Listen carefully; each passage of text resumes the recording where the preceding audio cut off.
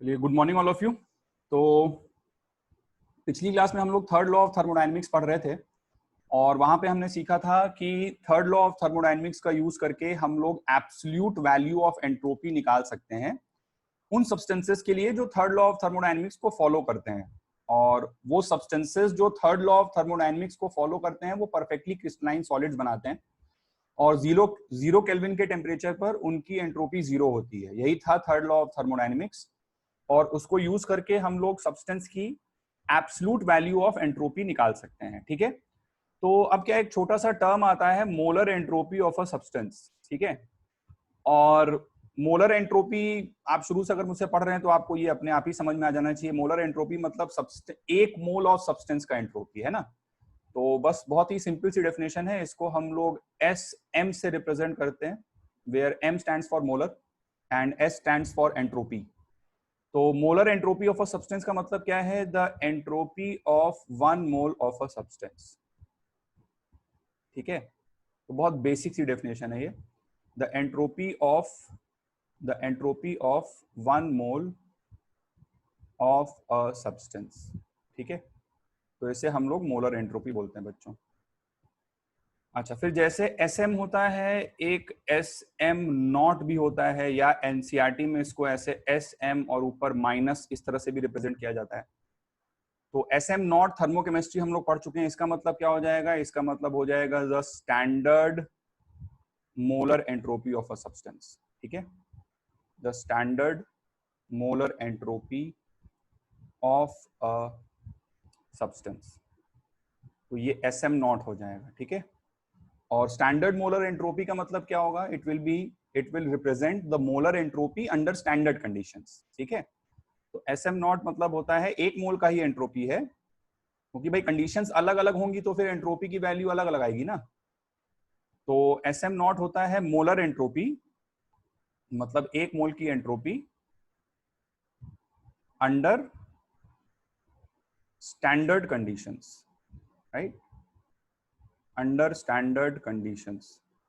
और standard conditions क्या होती हैं ये हम लोगों ने थर्मोकेमिस्ट्री में पहले भी पढ़ रखा है, एक बार फिर से बता देते हैं आपको। तो स्टैंडर्ड कंडीशन होती है कि अगर कोई गैस है, जैसे है ना, अलग अलग चीजों के लिए स्टैंडर्ड कंडीशंस अलग अलग तरह से डिफाइन होती है। तो जैसे अगर कोई गैस है तो उस गैस का पार्शियल प्रेशर होना चाहिए 1 बार।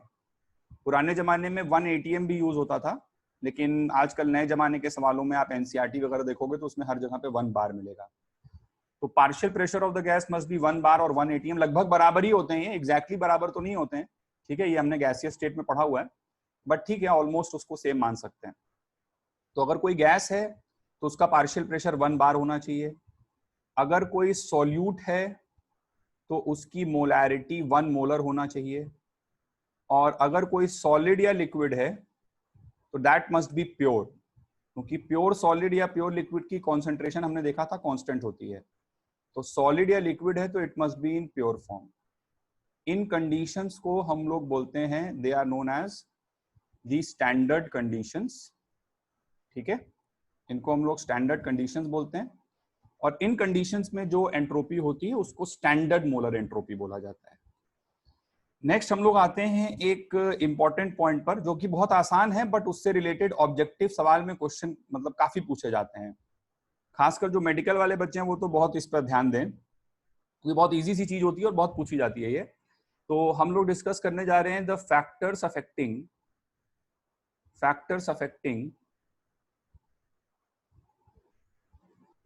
The S am not of a substance. ठीक है, तो ऐसे ऑब्जेक्टिव क्वेश्चन जहां पे एंट्रोपी कंपेयर करने की बात होती है कि कब एंट्रोपी ज्यादा होगी कम होगी। एक तो कैलकुलेशन हो गया, दूसरा कंपैरिजन वाला पार्ट होता है। तो ऐसे क्वेश्चंस को करते समय बेसिकली बस इतना सा ध्यान रखना होता है कि एंट्रोपी का मीनिंग क्या है। It represents the amount of disorder. ठीक है, तो factors affecting the S am not of a substance, कोई भी सब्सटेंस। ठीक है, कौन कौन से फैक्टर्स हो सकते हैं जो एंट्रोपी को मतलब एंट्रोपी को गवर्न करेंगे, है ना, किन चीजों पर एंट्रोपी डिपेंड कर सकती है। तो सबसे पहला फैक्टर बच्चों होता है physical state. The first factor is the physical state. Physical state का मतलब क्या है? फिजिकल स्टेट का मतलब है कि वो सब्सटेंस सॉलिड के फॉर्म में है, लिक्विड के फॉर्म में है या गैस के फॉर्म में है। तो यहाँ पे आपको अच्छी तरह समझ में आना चाहिए कि gas is the most disordered state of matter. ठीक है, तो सॉलिड से ज्यादा एंट्रोपी होती है लिक्विड की और लिक्विड से ज्यादा एंट्रोपी होती है गैस की। ये तो एक जनरल फैक्ट हो गया, बहुत कॉमन सेंस की बात है, कुछ उसमें समझाने जैसा नहीं है। गैस में अमाउंट ऑफ डिसऑर्डर जो है वो मैक्सिमम होता है। ठीक है, अच्छा सेकंड फिर आता है द टेम्परेचर एंड वॉल्यूम। ठीक है, सेकंड फैक्टर आता है टेम्परेचर एंड वॉल्यूम। तो इसके बारे में भी हम लोग शुरू में मीनिंग ऑफ एंट्रोपी में डिस्कस कर चुके हैं कि अगर हम लोग वॉल्यूम को कांस्टेंट कर दें, ठीक है, if let's say volume is a constant और टेम्परेचर हम लोग बढ़ाएंगे, तो टेम्परेचर बढ़ाने पे किसी भी सब्सटेंस का, चाहे वो सॉलिड हो, चाहे वो लिक्विड हो या गैस हो, तो गर्म कर रहे हो मतलब उसको हीट सप्लाई कर रहे हो, और हीट सप्लाई करो तो हीट कहीं भी जाएगा तो उसमें मॉलिक्यूल्स में डिसऑर्डर बढ़ाएगा, चाहे वो सॉलिड के होंगे, चाहे लिक्विड के होंगे, चाहे गैस के होंगे, हमेशा अमाउंट ऑफ डिसऑर्डर वो इंक्रीज करेगा। तो टेम्परेचर इंक्रीज करने पर एंट्रोपी इंक्रीज करती है, और अगर टेम्परेचर कांस्टेंट है तो वॉल्यूम बढ़ाने पर अगर सब्सटेंस फैलता है, ज्यादा से ज्यादा स्पेस में जाता है, तो भी वहां पर एंट्रोपी बढ़ती है। ठीक है, तो this is the second factor. Third factor आता है पीरियोडिक टेबल में। ठीक है, कि पीरियोडिक टेबल में अलग अलग सब्सटेंसेस की हमको एंट्रोपी कंपेयर करने के लिए दे दी जाएगी। तो पीरियोडिक टेबल में हम लोग ये ध्यान रखें कि जैसे जैसे, एक जनरल रूल है कि जैसे जैसे मोलर मास बढ़ेगा वैसे वैसे एसएम नॉट बढ़ जाएगा। ठीक है, क्योंकि मॉलिक्यूल बड़ा होता जाएगा, तो जैसे जैसे मॉलिक्यूल का साइज बढ़ता जाता है वैसे वैसे उसमें अमाउंट ऑफ वाइब्रेशंस इंक्रीज होते जाते हैं। तो मोलर मास अगर इंक्रीज होता है तो SM naught, that is the standard molar entropy, standard molar entropy की वैल्यू इंक्रीज करती है। फॉर एग्जाम्पल, जैसे मान लीजिए आपको बोला जाए कि HF, HCl, HBr और HI, ठीक है, इन चारों का मोलर एंट्रोपी कंपेयर करो। इस टाइप के क्वेश्चन नीट में काफी पूछे जाते हैं, इसलिए मैं बार बार बोल रहा हूँ, नीट मेडिकल वाले बच्चे ध्यान दें काफी इस बात का।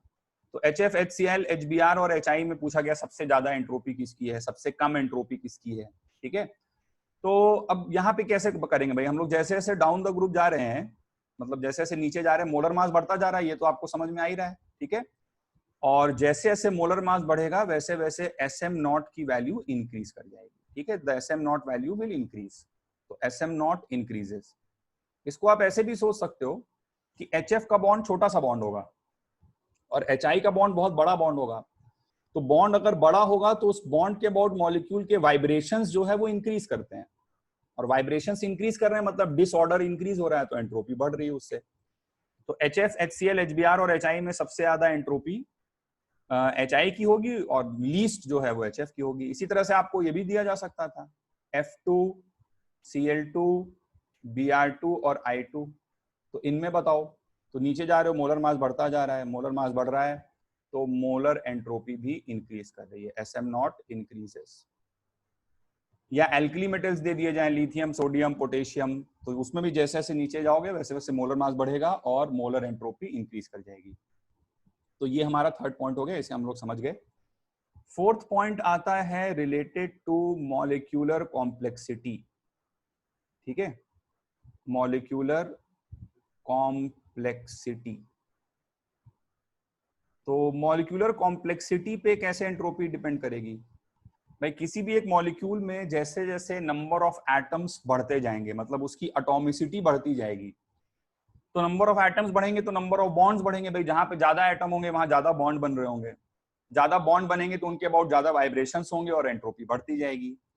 तो इससे भी रिलेटेड क्वेश्चंस कई बार पूछे जाते हैं, जैसे फॉर एग्जांपल मान लीजिए CO और CO2, अब इन दोनों में बोला जाए कि एंट्रोपी कंपेयर करो, तो CO2 का मॉलिक्यूल ज्यादा कॉम्प्लेक्स है क्योंकि उसमें ज्यादा एटम्स हैं, एटॉमिसिटी ज्यादा है, तो CO2 की एंट्रोपी CO से ज्यादा होगी। लिख लीजिएगा, ये हम लोग क्या कर रहे हैं, this is comparison of entropy, molar entropy to be particular. या बोला जाए P4O6 और P4O10 में एंट्रोपी कंपेयर करो, तो P4O10 का मॉलिक्यूल ज्यादा कॉम्प्लेक्स है तो उसकी एंट्रोपी ज्यादा हो जाएगी। या आपको बोला जाए CH4, मीथेन, ईथेन और प्रोपेन में एंट्रोपी कंपेयर करो।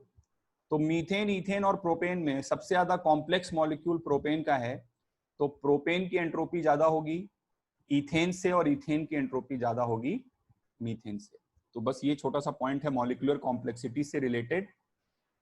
जितने ज्यादा उसमें एटम्स होंगे उतना ज्यादा कॉम्प्लेक्स मॉलिक्यूल होगा, उतनी ज्यादा उसकी एंट्रोपी आएगी। ठीक है, तो ये हमने क्या किया है, दिस इज द ऑर्डर या कंपैरिजन ऑफ SM0। ठीक है, स्टैंडर्ड मोलर एंट्रोपी। ठीक है, आगे बढ़ते हैं अगले पॉइंट की ओर। अगला पॉइंट होता है the delta S, the change in entropy of a chemical reaction. ठीक है, केमिकल रिएक्शन, केमिकल रिएक्शन की डेल्टा एस को कैसे कंपेयर करेंगे।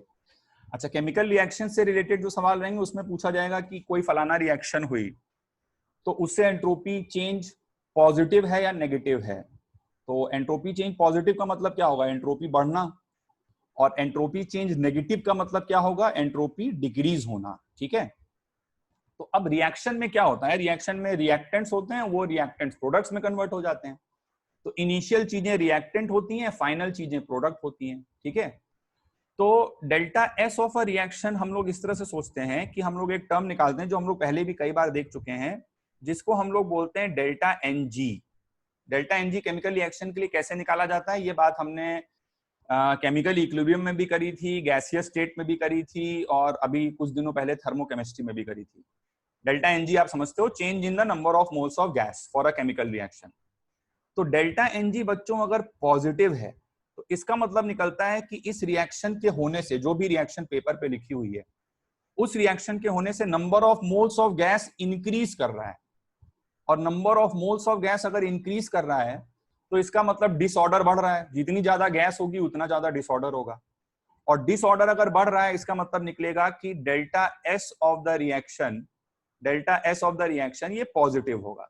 ठीक है, तो डेल्टा एनजी पॉजिटिव होता है, तो डेल्टा एनजी पॉजिटिव होता है तो delta S of the reaction positive आता है।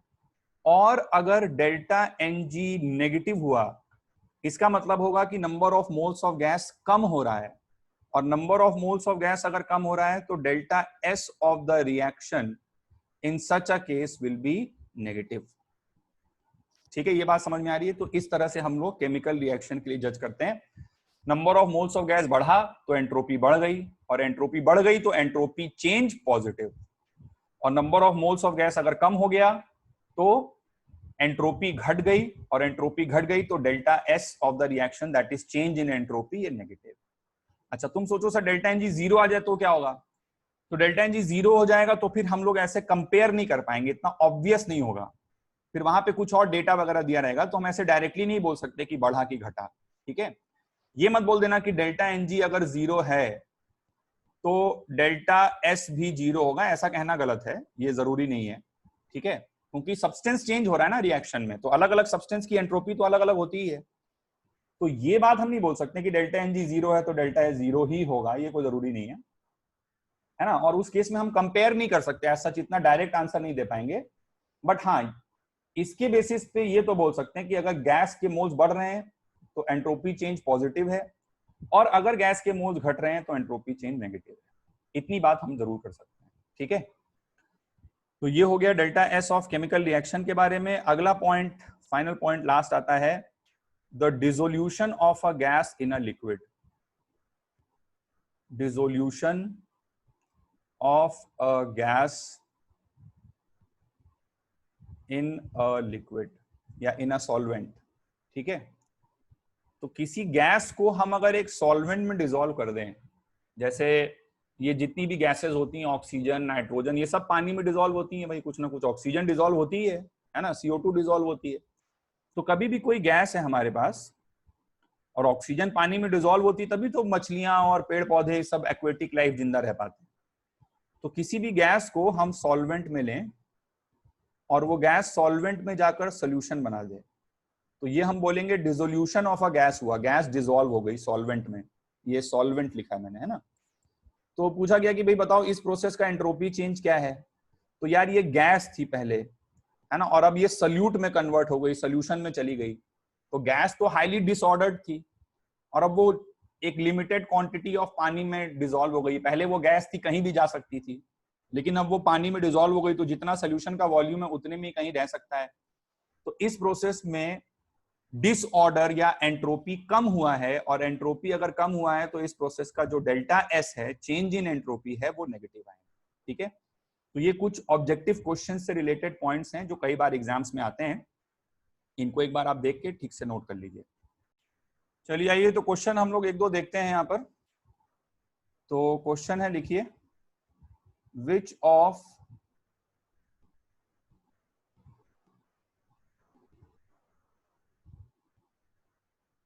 the following reactions has a negative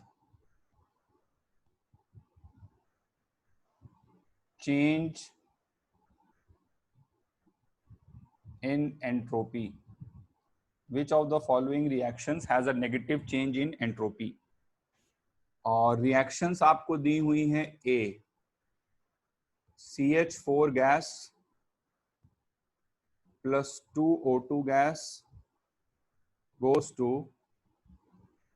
CO2 gas plus 2H2O liquid.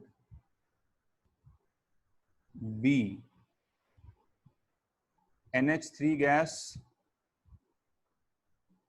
plus HCl gas goes to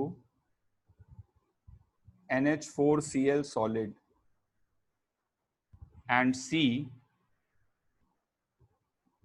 2KClO3 solid goes to 2KCl solid plus 3O2 gas. ठीक है, तो ये तीन reactions हैं हमारे सामने, और हमें बताना है इनमें से किस किस रिएक्शन के लिए delta S of the reaction negative आएगा, ये बताना है। ठीक है, तो delta S of the reaction negative होने का मतलब है बच्चों की एंट्रोपी कम होनी चाहिए। एंट्रोपी कम होनी चाहिए मतलब number of moles of gas decrease करना चाहिए, तो डेल्टा एनजी नेगेटिव आना चाहिए। तो हम इन तीनों रिएक्शंस के लिए फटाफट डेल्टा एनजी निकाल दें। तो डेल्टा एनजी हम लोग निकालेंगे तो इसका डेल्टा एनजी आ जाएगा 1 - 3, तो -2 आया इसका डेल्टा एनजी। लिक्विड को नहीं लेना होता, ये बात ध्यान रखिएगा। इस रिएक्शन के लिए डेल्टा एनजी निकालेंगे तो ये आ जाएगा, यहाँ पे तो कुछ नहीं है ना, तो ये आ जाएगा 0 - 2, तो इसका डेल्टा एनजी -2 आ जाएगा। और इसके लिए डेल्टा एनजी निकालेंगे तो इट विल बी 3, और इधर कोई गैस नहीं है तो 3 आ जाएगा, 3 - 0। तो ये तीनों का डेल्टा एनजी आया। अब इसमें से किसका किसका नेगेटिव है, ए का है और बी का है, तो ए और बी आंसर हो जाएगा। ठीक है, तो इस तरह से बहुत सिंपल सिंपल सवाल होते हैं, बहुत इजीली हो जाते हैं। चलिए आगे बढ़ते हैं। नेक्स्ट हम लोग बात करते हैं about calculation of delta S of a reaction. कई बार सवाल आएगा जहां पे हमें रिएक्शन का डेल्टा एस कैलकुलेट करने को बोलेगा। ठीक है, तो रिएक्शन का delta S is just like delta H. तो जैसे सपोज कर लो आपकी कोई रिएक्शन हो रही है, फॉर एग्जाम्पल मान लीजिए A plus B goes to C plus D. ठीक है, this is a particular reaction which is taking place. तो इस रिएक्शन का जो डेल्टा एस हम लोग डिफाइन करते हैं, delta S of the reaction, मतलब इस रिएक्शन के होने की वजह से एंट्रोपी में चेंज कितना आया। ठीक है, इस रिएक्शन के होने की वजह से what is the change in entropy, तो वो डिफाइन किया जाता है delta S of the reaction. तो delta S of the reaction का बेसिकली मतलब होता है the total entropy of products minus the total entropy of reactants. ठीक है, रिएक्टेंट्स TS। तो ये मतलब होता है delta S of the reaction का, टोटल प्रोडक्ट्स का एंट्रोपी माइनस टोटल रिएक्टेंट्स का एंट्रोपी। अच्छा, एंट्रोपी ऑफ द प्रोडक्ट्स हम कैसे लिख लेंगे? क्वेश्चन में हमको इन सब का SM दिया होगा, SM मतलब मोलर एंट्रोपी। ठीक है, तो एंट्रोपी ऑफ द प्रोडक्ट्स हम लोग लिखेंगे C × SM of C, मतलब SM ऑफ C मतलब 1 मोल C का एंट्रोपी, और यहाँ पे मुझे C के C मोल्स दिखाई दे रहे हैं, तो C into SM of C कर दूंगा, plus D into SM of D कर दूंगा। तो ये टोटल एंट्रोपी ऑफ प्रोडक्ट्स हो गया बच्चों, माइनस करना पड़ेगा टोटल एंट्रोपी ऑफ रिएक्टेंट्स। तो total entropy of reactant side पे क्या दिख रहा है, A मोल A और B मोल B दिख रहा है। तो इसको हम लोग लिख देंगे A into molar entropy of A plus B into molar entropy of B। ठीक है, तो इस तरह से हमारा बात बन जाएगा। बस हो गया ये। तो इसी को हम लोग बोलते हैं delta S, that is the change in entropy due to the reaction. तो ये delta S of the reaction इस तरह से निकाल लिया जाता है। और SM की वैल्यू क्वेश्चन में दी रहती, वो हम याद तो कर नहीं सकते हैं किस सब्सटेंस की कितनी है, तो ये सब हमको दिया रहेगा कि C का मोलर एंट्रोपी इतना है, D का इतना है, A का इतना है, B का इतना है। और delta S of the reaction क्या रिप्रेजेंट कर रहा है, the change in entropy when the reaction takes place in the given manner. Given manner का मतलब आप समझ रहे हैं, according to the given stoichiometric coefficient, मतलब A मोल A और B मोल B से C मोल C और D मोल D बने। इसको अगर 2 से मल्टीप्लाई कर दोगे तो delta S of the reaction भी 2 से मल्टीप्लाई हो जाएगा, एक्सटेंसिव प्रॉपर्टी होता है। 3 से मल्टीप्लाई कर दोगे तो ये भी 3 से मल्टीप्लाई हो जाएगा। ये बहुत कॉमन सेंस की बात है, जो डेल्टा H के साथ हुआ था वही सेम चीज है यहाँ पर भी। ठीक है, तो इन अ गिवन मैनर जब रिएक्शन हो रही है तो वो रिप्रेजेंट कर रहा है। अच्छा, फिर कभी कभी इसी में ये तो कोई भी कंडीशन हो सकती है, कभी कभी इस तरह से बात हो जाएगी delta S nought of the reaction. तो delta S nought of the reaction मतलब हो जाएगा अंडर स्टैंडर्ड कंडीशंस। तो reactants in their standard conditions are converted into products in their standard conditions. तो इसको आप रिप्रेजेंट कर दोगे C into SM nought of C plus D into SM nought of D, मतलब सब कुछ स्टैंडर्ड कंडीशंस में आ जाना चाहिए। ठीक है, minus A into SM nought of A plus B into SM nought of B। ठीक है, तो सब कुछ स्टैंडर्ड कंडीशंस में आ गया, तो उसे हम लोग standard entropy of the reaction बोल देते हैं। तो इस पे सवाल मैं नहीं करवा रहा हूं, बहुत आसान सवाल होते हैं, ये सब वैल्यूज गिवन होती हैं, बस फॉर्मूले में पुट करना होता है। ठीक है, तो एज सच कोई बहुत खास इसमें बड़ी बात नहीं है। नेक्स्ट हम लोग फाइनली टॉपिक को खत्म करते करते before starting Gibbs free energy, एक और टॉपिक है जिसके बारे में हम लोग बात कर लेते हैं, T versus S curve for ideal gas. अच्छा, इसको उससे मिक्स मत करना, पिछली क्लास में हमने ग्राफ बनाया था वो S वर्सेस T ग्राफ था, अभी हम T वर्सेस S ग्राफ बनाने जा रहे हैं फॉर आइडियल गैस। ठीक है, तो ये भी एक मतलब थ्योरी का एक टाइप ऑफ प्रॉब्लम ही है जो आ सकता है कभी एग्जाम में, तो इसके बारे में आइए बात करते हैं थोड़ा जल्दी से। तो यहाँ पे देखिए हमें क्या करना है कि हम लोगों को मालूम है कि ds is equals to dq reversible by t। ठीक है, तो यहां से dq रिवर्सिबल की वैल्यू हम लोग लिख सकते हैं tds, और इसको हम लोग इंटीग्रेट करें तो पहले तो एक यही क्वेश्चन बन गया, tds क्या रिप्रेजेंट कर रहा है, इंटीग्रल ऑफ tds क्या रिप्रेजेंट कर रहा है, this represents the area under ts curve. ठीक है, इंटीग्रल जैसे इंटीग्रल ऑफ, ये तो तुमने पढ़ा होगा फिजिक्स में भी मैथ्स में भी, कि इंटीग्रल ऑफ y dx क्या रिप्रेजेंट करता है, ग्राफ के नीचे का एरिया रिप्रेजेंट करता है। ठीक है, तो उसी तरह से integral of t ds represent कर रहा है, this is what, this is the area under ts curve, area under ts curve, and area under ts curve basically represents the heat exchanged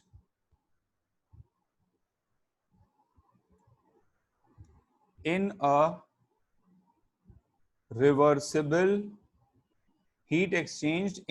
reversible process। ठीक है, area under TS curve represents the heat exchanged in a reversible process. Integral of D Q reversible क्या आ जाएगा, integral D Q reversible आ जाएगा Q reversible, बेटा है ना, इंटीग्रल डी क्यू रिवर्सिबल आ जाएगा Q reversible, and Q reversible is the heat exchange in a reversible process. तो ये चीज क्यू रिवर्सिबल के बराबर है, और क्यू रिवर्सिबल किसके बराबर है? क्यू रिवर्सिबल किसके बराबर है? Integral of T D S के बराबर।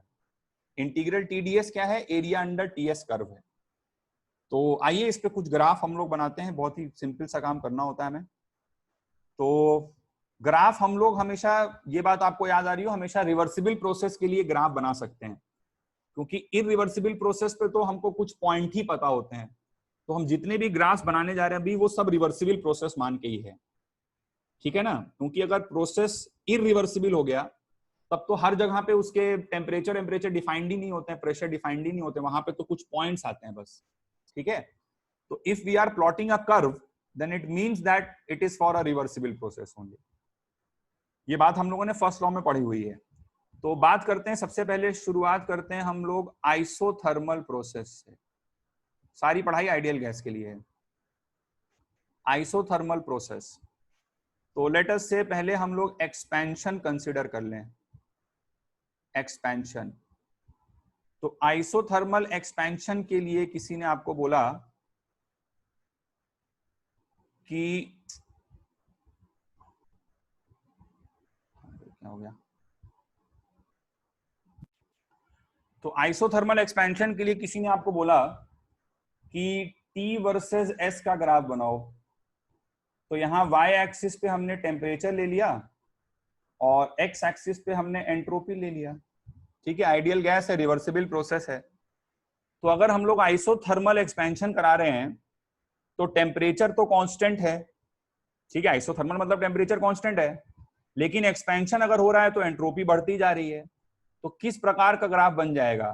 टेम्परेचर को कांस्टेंट रखते हुए आप एंट्रोपी को बढ़ा दो, तो ऐसा कुछ ग्राफ बनेगा आपका, ठीक है?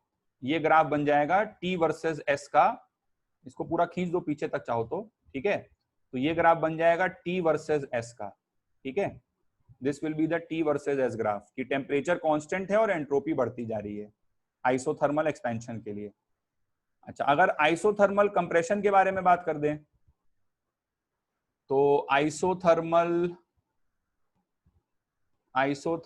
कंप्रेशन, तो आइसोथर्मल कंप्रेशन का ग्राफ कैसा बन जाएगा भाई?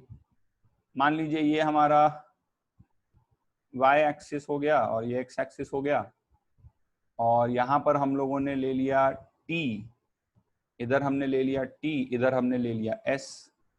तो आइसोथर्मल है और कंप्रेशन करवा रहे हैं, तो कंप्रेशन करवा रहे हैं तो इस बार टेम्परेचर कांस्टेंट है, लेकिन एंट्रोपी जो है वो क्या होगी? घट जाएगी ना। एक्सपेंशन होने पे एंट्रोपी बढ़ती है, कंप्रेशन होने पे एंट्रोपी घटती है। तो कुछ इस टाइप का ग्राफ आप बना दो, टेम्परेचर को कांस्टेंट रखते हुए एंट्रोपी को डिक्रीज करा दो। तो ये ग्राफ बन जाएगा आइसोथर्मल एक्सपेंशन और कंप्रेशन का। नेक्स्ट बात करते हैं एडियाबैटिक के लिए। एडियाबैटिक में स्टडी करते हैं एक्सपेंशन, तो फिर से हमको टीएस ग्राफ बनाना है, ठीक है? तो यहां पर हम लोगों ने ले लिया टी और यहां पर हमने ले लिया एस। अब एडियाबैटिक एक्सपेंशन आपको याद आ रहा हो, रिवर्सिबल एडियाबैटिक प्रोसेस को हमने आइसोएंट्रोपिक प्रोसेस भी बोला था कुछ दिनों पहले, ठीक है? और आइसोएंट्रोपिक इसलिए बोला था क्योंकि उसमें डेल्टा एस की वैल्यू बच्चों हमने देखी थी कि 0 आती है रिवर्सिबल के केस में। तो डेल्टा एस 0 यानी कि एंट्रोपी कांस्टेंट है, और एडियाबैटिक एक्सपेंशन है। तो एडियाबैटिक एक्सपेंशन में क्या होता है? कूलिंग हो जाती है ना। तो एंट्रोपी को कांस्टेंट रखते हुए आप टेम्परेचर को घटा दो, तो कुछ इस टाइप का ग्राफ बन जाएगा, ठीक है ना? वर्टिकल लाइन बना दो और एरो एक नीचे लगा दो कि एंट्रोपी कांस्टेंट है और टेम्परेचर घटता जा रहा है। और अगर एडियाबैटिक कंप्रेशन हो रहा होगा, एडियाबैटिक कंप्रेशन अगर हो रहा होगा, ठीक है, तो एडियाबैटिक कंप्रेशन के केस में क्या हो जाएगा? देखो फिर से आप प्लॉट करो टीएस ग्राफ, और एडियाबैटिक कंप्रेशन के केस में आप एंट्रोपी को कांस्टेंट रखो, लेकिन टेम्परेचर को इस बार इंक्रीज करा दो। तो वैसा ही ग्राफ बनाओ, लेकिन एरो ऊपर की ओर लगा दो कि टेम्परेचर जो है, हीटिंग होती है एडियाबैटिक कंप्रेशन में, तो टेम्परेचर बढ़ता जा रहा है, एंट्रोपी कांस्टेंट है। यहाँ पे क्या हो रहा है, टेम्परेचर घटता जा रहा है, एंट्रोपी कांस्टेंट है। और रिवर्सिबल एडियाबैटिक के लिए ये बात तो हमने पढ़ी हुई है, और सारे ग्राफ रिवर्सिबल के लिए बना रहे हैं। तो रिवर्सिबल एडियाबैटिक के लिए हमने ये तो पढ़ा ही है कि डेल्टा एस 0 आता है। ठीक है, तो इसको एक बार आप लोग नोट करिए जल्दी से, फिर हम लोग आगे एक दो प्रोसेसेस और देखते हैं। तो नेक्स्ट स्टडी करते हैं हम लोग आइसोकोरिक प्रोसेस। तो आइसोकोरिक प्रोसेस के केस में हमें प्लॉट करना है T versus S curve for an ideal gas. ठीक है, अब पहले तो यहाँ पे हम लोग एस टी का फंक्शन कैसे है ये थोड़ा सा सोचते हैं। तो देखिए आइसोकोरिक प्रोसेस के लिए ds का हम लोग फॉर्मूला लिखते हैं, ds is equals to dq reversible by t। ठीक है, और वैसे भी इतना लिखने की जरूरत नहीं है, आइडियल गैस के लिए तो फॉर्मूला में पहले से ही पता है ना, कि डेल्टा एस सिस्टम का क्या आ जाता है। डेल्टा एस सिस्टम का आइडियल गैस के लिए NCV ln of T2 by T1 आएगा। आइडियल गैस का फॉर्मूला तो हम लोग याद ही करे हुए हैं, है ना, NCV ln T2 by T1। NR ln V2 by V1, ये वाला टर्म तो क्या हो जाएगा, जीरो हो जाएगा। ठीक है, तो ये delta S of the system आता है। अब यहां से हम लोग सोचते हैं कि एस और टी किस टाइप का फंक्शन है। तो देखो डेल्टा एस को हम लोग लिख सकते हैं S2 minus S1 is equals to NCV ln T2 minus NCV ln T1, ये लिख सकते हैं। ln of a by b में ln a minus ln b की प्रॉपर्टी लगा सकते हैं। तो यहां से मेरे पास फंक्शन को अगर हम लोग इंटरप्रेट करने की कोशिश करें, S2 minus S1 is equals to NCV ln T2 minus NCV ln T1, तो मेरे पास जो S फंक्शन आ रहा है, S का फंक्शन जो आ रहा है that is S is equals to NCV ln T, ऐसा आ रहा है। भाई एक बार मैं T की जगह पर T1 पुट कर दूं, S की जगह पे S1 पुट कर दूं, फिर T की जगह T2 पुट कर दूं और S की जगह S2 पुट कर दूं, N और CV तो कांस्टेंट है, तो ये फंक्शन मेरे पास आ रहा है। ठीक है, अच्छा अब यहां से मैंने सोचा कि S upon NCV is equals to ln T, ये लिख सकता हूं मैं। और यहां से मैं लिख सकता हूं ln को अगर मैं सॉल्व करूं, ठीक है, अगर मैं ln को सॉल्व करूं तो मेरे पास आ जाएगा t is equals to e की पावर s अपॉन NCV। ठीक है, तो ये फंक्शन किस तरह है, मुझे t और s का फंक्शन स्टडी करना है। तो t और s का फंक्शन अगर मैं स्टडी करूं तो ये y is equals to e की पावर x टाइप का फंक्शन आ रहा है, एक्सपोनेंशियल फंक्शन आ रहा है ये, क्योंकि ये तो कांस्टेंट ही है n और CV। तो t और s में कैसा फंक्शन है, y is equals to e की पावर x टाइप का फंक्शन है। तो अब अगर मुझे इसका ग्राफ प्लॉट करना है, तो जैसे e की पावर x का ग्राफ प्लॉट करते हैं, रफली कुछ उसी टाइप का ग्राफ हम लोग बना देंगे, यहाँ पे कुछ करना नहीं है ज्यादा।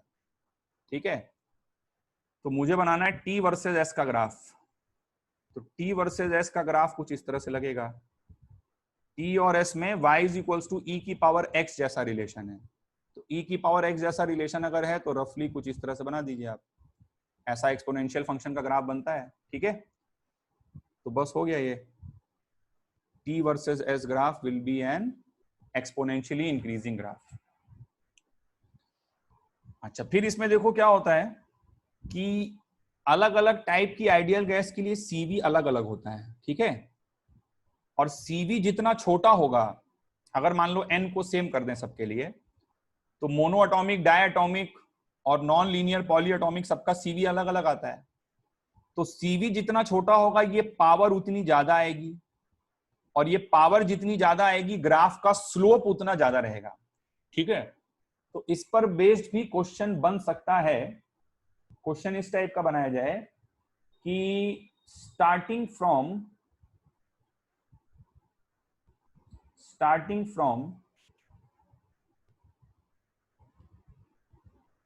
the same initial point,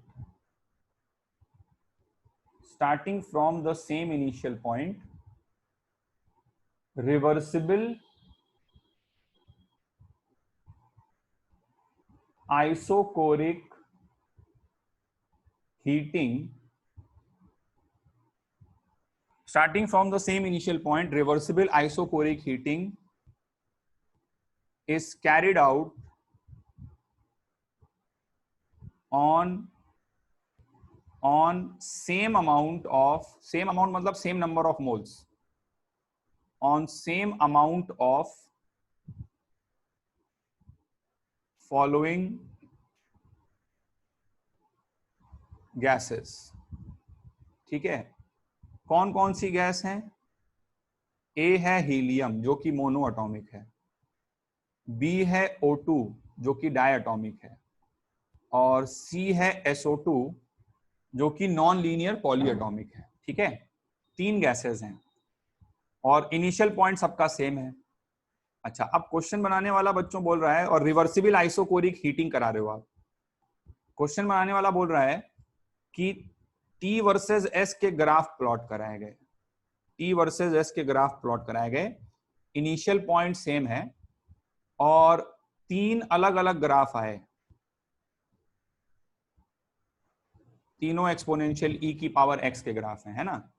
ये 3 अलग अलग ग्राफ आए. पहले वाले को थोड़ा सा सही कर देता हूं मैं. तो these 3 different graphs were obtained. ठीक है ना, ऐसे सोच लो आप.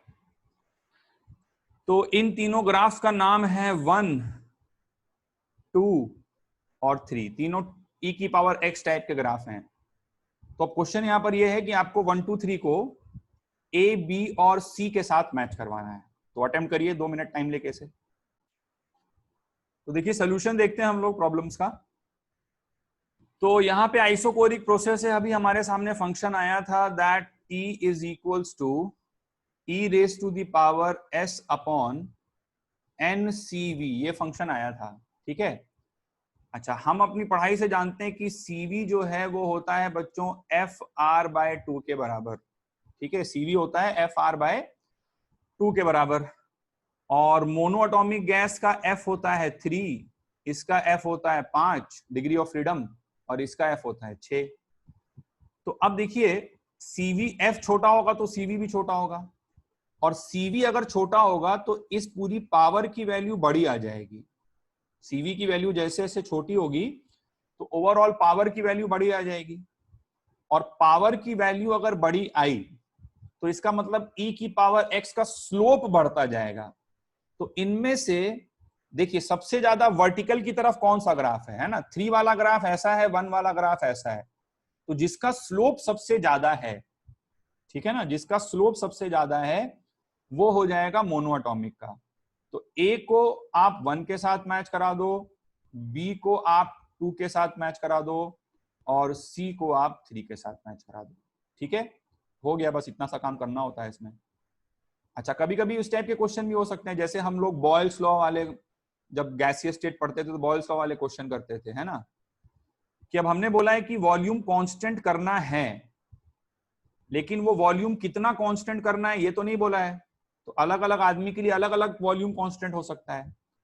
तो एक बार T वर्सेस S ग्राफ बनाया गया कांस्टेंट वॉल्यूम V1 पे, दूसरी बार T वर्सेस S ग्राफ बनाया गया कांस्टेंट वॉल्यूम V2 पे, मतलब ये भी कांस्टेंट वॉल्यूम है, ये भी कांस्टेंट वॉल्यूम है. और तीसरी बार T वर्सेस S ग्राफ बनाया गया कांस्टेंट वॉल्यूम V3 पे. ठीक है, सेम अमाउंट ऑफ गैस के लिए, नंबर ऑफ मोल्स फिक्स है. तो अब इसमें हम लोगों को बच्चों क्या करना है कि V1, V2, V3 कंपेयर करना है. नंबर ऑफ मोल्स तीनों के लिए सेम है, जो वॉल्यूम कांस्टेंट की हो वो अलग अलग की हो. भाई एक बार तुमने कांस्टेंट वॉल्यूम जो लिया वो 1 लीटर ले लिया, एक बार कांस्टेंट वॉल्यूम तुमने 10 लीटर ले लिया, एक बार 100 लीटर ले लिया. तो तीनों जगह वॉल्यूम कांस्टेंट है, लेकिन उस कांस्टेंट की वैल्यू अलग अलग है. तो अब तुम्हें V1, V2, V3 कंपेयर करना है. तो बहुत आसान सवाल है यार ये. इसको टेम्परेचर को वैसे ही करो जैसे करते थे क्लास 11th में. तो टेम्परेचर को कांस्टेंट करके एक लाइन खींच दो ऐसे, लो हो गया. ठीक है, अब V1 वॉल्यूम पे ये एंट्रोपी आ रही है, V2 वॉल्यूम पे ये एंट्रोपी आ रही है, V3 वॉल्यूम पे ये एंट्रोपी आ रही है. ठीक है, और हमें मालूम है कि टेम्परेचर कांस्टेंट अगर है तो जितना ज्यादा वॉल्यूम है उतना ज्यादा एंट्रोपी होगा. तो सबसे ज्यादा एंट्रोपी कहाँ मिल रहा है, यहाँ मिल रहा है. तो यहाँ वाला वॉल्यूम सबसे ज्यादा हो जाएगा. तो V3 greater than V2 greater than V1 हो जाएगा. ठीक है, अब इन्हीं में मान लो प्रेशर कंपेयर करने के लिए बोले, मान लो ऐसा क्वेश्चन दे दे कि नहीं वॉल्यूम V1 की जगह यहाँ P1 प्रेशर है, यहाँ P2 प्रेशर है, यहाँ P3 प्रेशर है. तो उल्टा हो जाएगा. वॉल्यूम ज्यादा होता है तो प्रेशर क्या हो जाता है, कम हो जाता है. तो it will be P3 less than P2 less than P1. Pressure और वॉल्यूम तो इनवर्स रिलेशन होते हैं, भाई एक सेम अमाउंट ऑफ गैस को आप जितने ज्यादा वॉल्यूम में फैला दोगे उसका प्रेशर उतना कम आएगा, ये बहुत कॉमन सेंस की बात है। तो अगर प्रेशर के टर्म्स में कंपैरिजन हो तो इस तरह की बात हो जाएगी, ठीक है। और फाइनली लास्ट आता है आइसोबारिक प्रोसेस। आइसोबारिक प्रोसेस के लिए कुछ अलग से ज्यादा पढ़ने का जरूरत नहीं है, बिल्कुल सीपी की जगह पे सीवी आ जाएगा, ये तुम खुद सोच लेना, ठीक है। मैं बस सीधे रिलेशन लिख दे रहा हूं। आइसोबारिक प्रोसेस के लिए T is equals to E raise to the power S upon N CP आ जाएगा यूजिंग द सिमिलर लॉजिक। वहां पे NCV था, यहाँ NCP हो जाएगा, ठीक है। तो बस सेम बात है। और इसका ग्राफ बनाओगे आप तो इसका ग्राफ भी एक्सपोनेंशियल ग्राफ बन जाएगा, राइट। तो T वर्सेस S का ग्राफ अगर आप बनाओगे तो this will be N exponential graph like this, ये हो गया, ठीक है। So that completes everything about entropy. कभी मतलब सभी चीजें जो है हमने पूरी तरह डिटेल में एनालाइज कर ली है, जो भी क्वेश्चन अलग अलग हो सकते हैं। तो ये टॉपिक यहीं पर खत्म होता है और नेक्स्ट हम लोग अब स्टार्ट करते हैं अगला टॉपिक।